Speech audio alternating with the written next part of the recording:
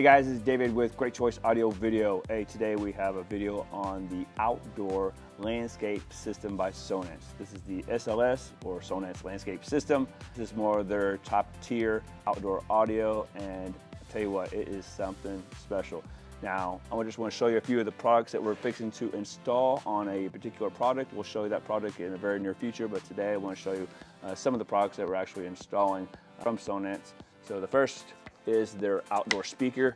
This is their 6-inch speaker. It is, of course, it's made for outdoors. And it is actually super heavy. I want to say this is almost 11 pounds. So you have to have a sturdy stake. They offer 2 different stakes to use on this particular speaker because it is so big and bulky and heavy. You have this 19-inch right here, and then they also have an aluminum one as well. That's an 18-inch that you can get. The cool thing about their speakers is high performance, but you can choose how they're connected in your design as far as their 70 volt or their 8 ohm. Now in this particular system, we're doing 6 of these satellite speakers, so we're going to do 70 volt. Now, for those that don't know what 70 volt is, you can actually regulate or set the tap, which is the power on each of the speakers. So this particular speaker, you have a 7.5, a 15, a 30, and a 60 watt tap.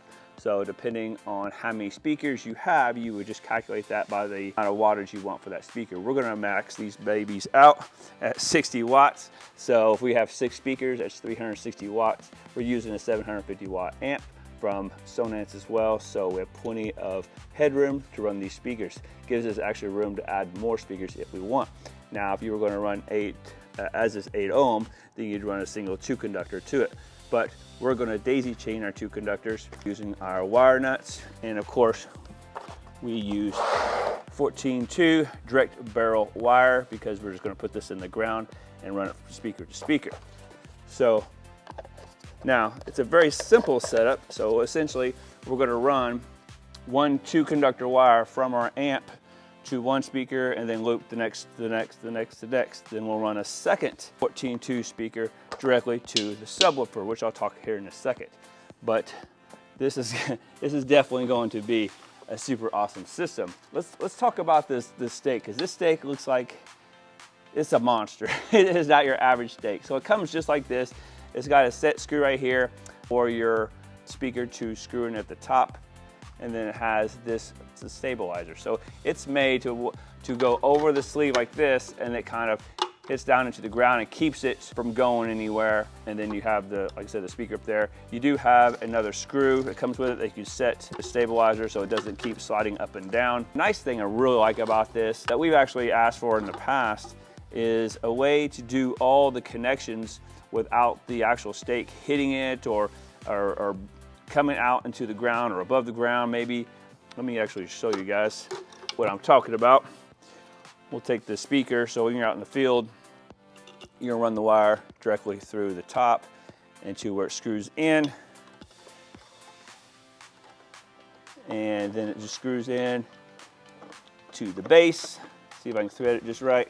So now we got a nice clean finish, and all the wiring is in the tube. So you just take your connectors, into your wire, make your connection. Typically we'll make our connection, fold it, electrical tape around it, and then we tuck it inside there so it's completely out of the way.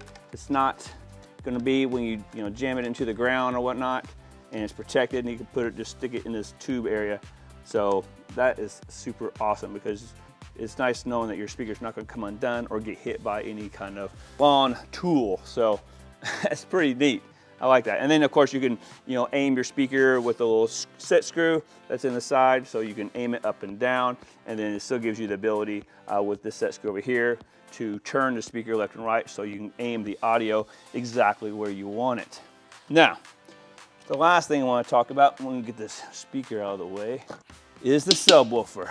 Now, this thing is their 12-inch sub. They make 2 subs for the SLS, the 12 and the 15. We're using the 12, and you can use multiples of these. This particular job, we're using 1 subwoofer and 6 satellites. So this is actually called their 6.1 setup. So you have your pigtail here, has your 2 conductor for the speaker itself or the sub itself, but the same exact thing as far as options go when it comes to system design.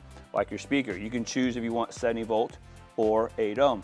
And I'm sure you're asking how you do that. Well, you got this cool little piece on the side. You unscrew it, and then it's got a dial right in there that allows you to choose, you know, which tap you want for power. So you can choose, you know, 150 or 300 or 8 ohm.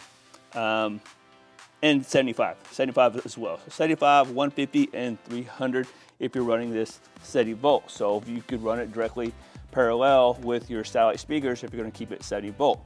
Makes it easier for wiring. But if you want some more power and you need a separate amplifier to run it, which we are in this particular case, we're going to run in a single conductor from the amp to this, and we're going to run it in 8 ohm. So I believe it's 500 watts in 8 ohm. So super awesome, and it's going to sound incredible. Now you're probably also asking, how does this go in the system or in the ground? So what we'll do is we'll typically dig a hole a little bit bigger than we need just for the cylinder.